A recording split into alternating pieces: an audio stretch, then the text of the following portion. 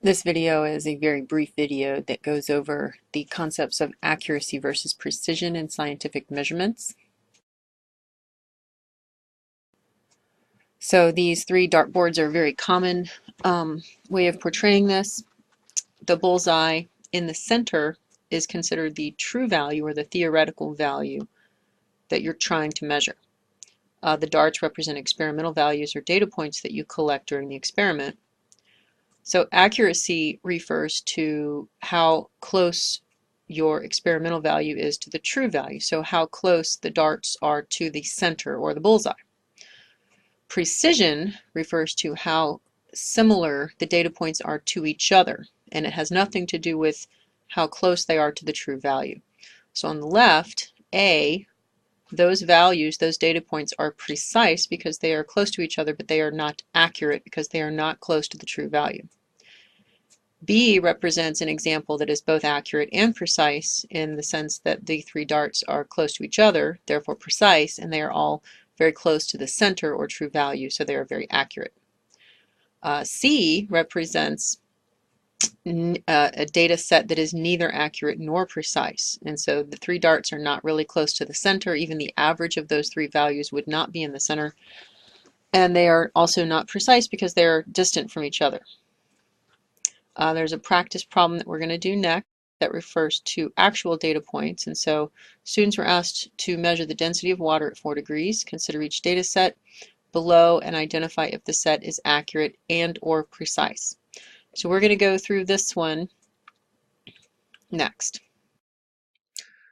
So the density of water at 4 degrees is 1 gram per milliliter. And so the measured densities you can see is the y-axis. And so 1 that you see along the y-axis, that's the true value. So we have 4 different groups. Group number 1, you can see their data are sort of centered. Let me turn that speaker off. There.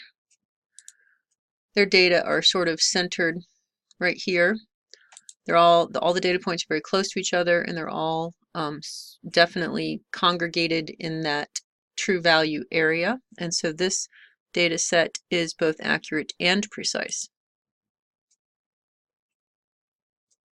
So I circled the true value there.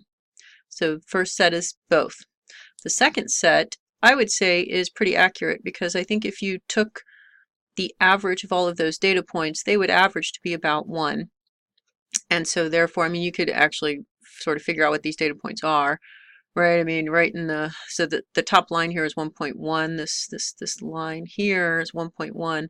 So the topmost data point is just under 1.1. I mean, you could break out a ruler and figure out exactly what it is. It's probably about 1.09, 1.08, something like that. And this one here is about 1.04, and then 1, and this one looks to be about 0.95, and this one appears to be about 0.87 maybe. So if you average all those together, you do get pretty close to 1. But you can kind of just eyeball it and see that if you average these 5 numbers, they would all be pretty close to 1. So I would say that this data set is accurate, but it is not precise. And so these values are just very spread out. So it is accurate, but not precise. The third data set, all the values are very close to each other.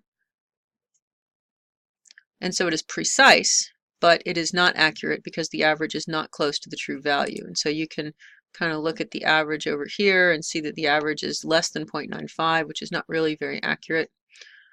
Obviously, accuracy is a relative idea. You know, some experiments are harder to do than others, and they're going to give you less accurate data. There's also something that should be said, and that is that you don't always know what the true value is in a data for an experiment. And so you don't always know, right? And this would be assuming that you know the true value. This last data set is neither, because the values are not only very spread out, but most of them are below 1. All 4 of the 5 are below 1. So the average is certainly, you could figure out the average, but if you look at the data sets, I think you could identify that the average is probably less than 0.9 if you average them all together. And that is neither accurate nor precise.